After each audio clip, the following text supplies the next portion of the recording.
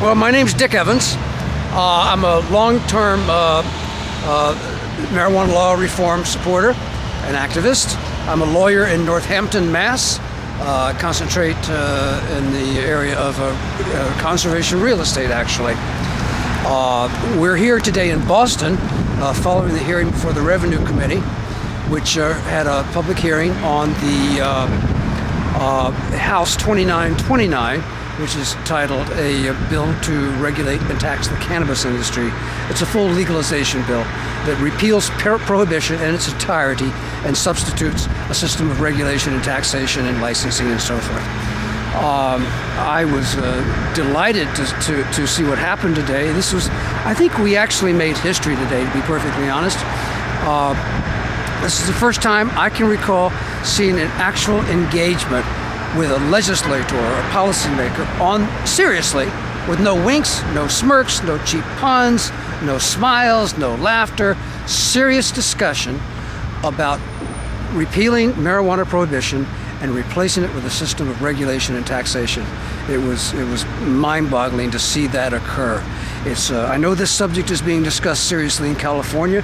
It's being discussed seriously in Rhode Island, and I am thrilled to report that it's now being discussed seriously in Massachusetts.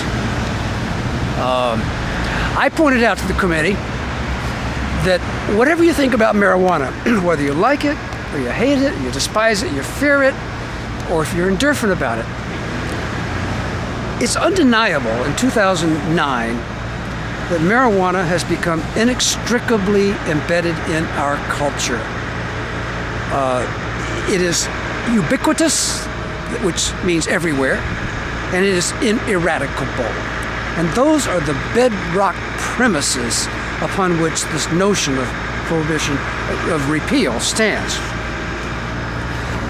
If there's anybody who contests or disputes those facts, that marijuana is ubiquitous and ineradicable, it seems to me that he or she has a moral obligation to come forward and tell us how many more dollars have to be thrown at prohibition to make marijuana go away, and where those dollars are going to come from.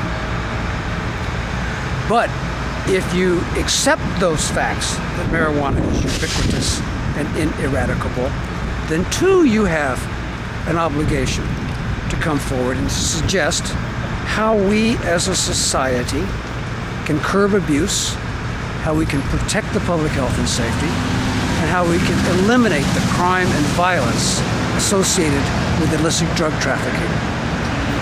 That's our objective, and that is the duty that impels us to come today.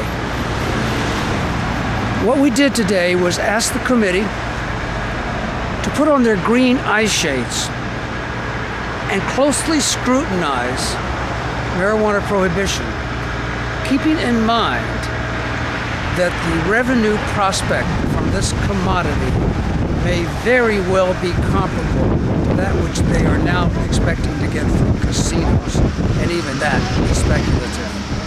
We're talking hundreds of millions of dollars here, maybe. As I mentioned, California's looking at this seriously, Rhode Island's looking at this seriously. I hope Massachusetts is now looking at it seriously. You know, the economic circumstances being what they are, the marijuana issue has substantially changed. It's no longer just only about the injustice and the inefficacy of prohibition.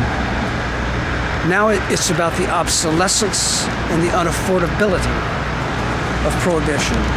And the big issue before the Revenue Committee and before everyone is whether it is a wise and prudent thing to turn our backs on the prospect of this new revenue from this commodity. That's the issue. And I hope more and more people will see that it is neither wise nor prudent to continue to ignore this prospect. Okay. Excellent. Well, thank you. Thank you for filing the bill, and thanks for coming out today. Thank you. Let me ask you one more Go to the website, www.cantaxreg.com.